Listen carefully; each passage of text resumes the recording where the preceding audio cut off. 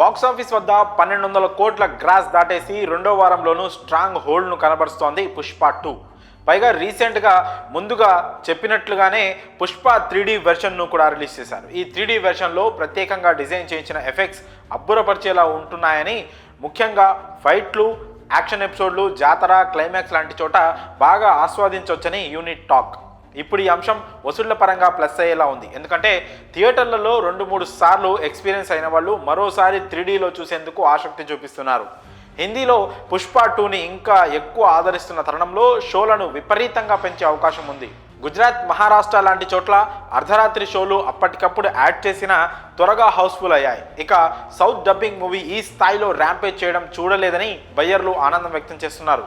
1500 కోట్ల మార్కు కూడా త్వరగా చేరుకునే అవకాశం ఉందని సమాచారం. ఇలా ఎన్నో అంచనాల మధ్య రిలీజ్ అయిన ఈ సినిమా రికార్డుల దుమ్ము దులుపుతోంది. అయితే ఈ భారీ చిత్రం కోసం ఓటీటీ లవర్స్ ఆతృతగా ఎదురుచూస్తున్నారు. పుష్ప 2కి ప్రీ రిలీజ్ బిజినెస్ ఓ రేంజ్లో జరిగిన సంగతి తెలిసిందే.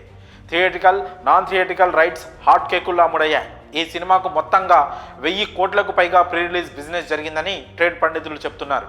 ఈ క్రమంలోనే పుష్ప 2 డిజిటల్ రైట్స్ను ప్రముఖ ఓటీటీ సంస్థ నెట్ఫ్లిక్స్ దాదాపు 250 కోట్లకు పైగా వెచ్చించి సొంతం చేసుకుంది. పుష్ప మొదటి భాగానికి సంబంధించి అమెజాన్ ప్రైమ్ ఓటీటీ హక్కులను సంపాదించింది.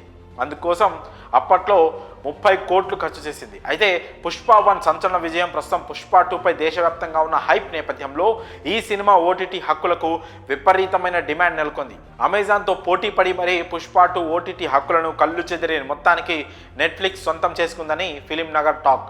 అంతా బాగానే ఉంది, కానీ పుష్ప ది రూల్ ఎప్పుడు ఓటీటీలోకి రాబోతోంది అంటూ నెటిజన్లు, అల్లు అర్జున్ అభిమానులు సోషల్ మీడియాలో డిస్కషన్ స్టార్ట్ చేశారు. సాధారణంగా థియేటర్లోకి వచ్చిన 5 వారాలు లేదా 50 రోజుల తర్వాత ఎక్కువగా పెద్ద సినిమాలు ఓటీటీలో స్ట్రీమింగ్ అవుతున్నాయి. ఈ క్రమంలోనే పుష్ప 2 సినిమా 2025 జనవరి 9 నుంచి నెట్ఫ్లిక్స్లో స్ట్రీమింగ్ కానున్నట్లు టాక్ వినిపిస్తోంది.